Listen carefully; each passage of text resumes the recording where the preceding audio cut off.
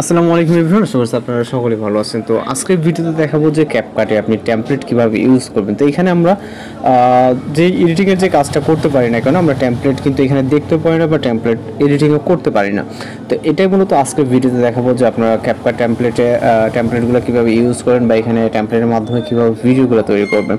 এর জন্য অবশ্যই সম্পূর্ণ ভিডিওটি এডিটিং কন্টিনিউ করবেন এবং এর পাশাপাশি অবশ্যই আপনাদের যে আমরা ট্রিক্সগুলো এখানে দিব সেগুলোকে অবশ্যই ফলো করবেন এবং সর্বপ্রথম কাজ হবে আপনার ক্যাপকাটের আপডেট ভার্সন যেটা ওইটা ইউজ করা। ওকে, দেন আমরা ক্যাপকাট অ্যাপ্লিকেশনটি আমরা আমাদের ফোন থেকে ওপেন করব।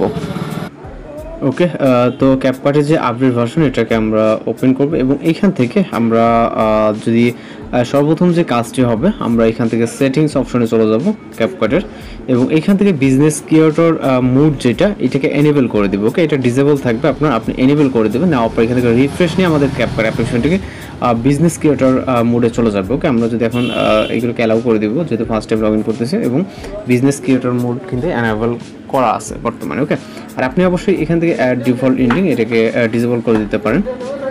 ওকে, দেন হচ্ছে আমরা এখান থেকে টেমপ্লেট অথবা ডিসকভার অনেক সময় অনেকটা লেখা থাকতে পারে, এখানে ক্লিক করব এবং এইখানে দেখেন আমাদের কিন্তু টেমপ্লেটগুলো শো করতেছে। ওকে, আমরা এখান থেকে চাইলে সার্চ অপশনে ক্লিক করতে পারি, এখান থেকে জাস্ট আমরা যে কোনো টেমপ্লেট সার্চ করতে পারি। ওকে, এখান থেকে জাস্ট আমি এটা লিখলাম, লেখার পর এখান থেকে কিন্তু আমাদের সকল টেমপ্লেট কিন্তু শো করতেছে। ওকে, এখানে দেখতে পাচ্ছেন আপনি কিন্তু চাইলে ভিডিওগুলো ক্রিয়েট করে নিতে পারবেন।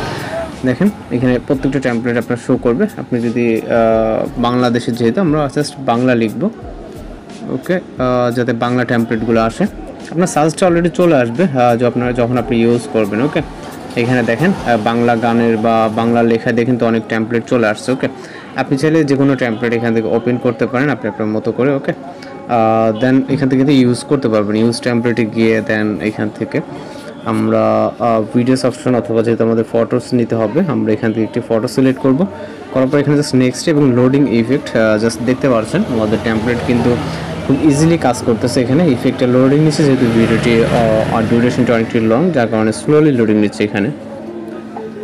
ওকে, লোডিংটা কমপ্লিট হয়ে গেলে আমরা আমাদের ভিডিওর প্রিভিউটি কিন্তু এখানে দেখতে পাচ্ছি। ওকে, দেখেন দেন আমরা জাস্ট এক্সপোর্ট অপশনে ক্লিক করে আমাদের কিন্তু এক্সপোর্ট উইথআউট ওয়াটারমার্কের উপরে ক্লিক করে আমাদের ভিডিওটি লোডিংয়ে সেভ হয়ে যাবে।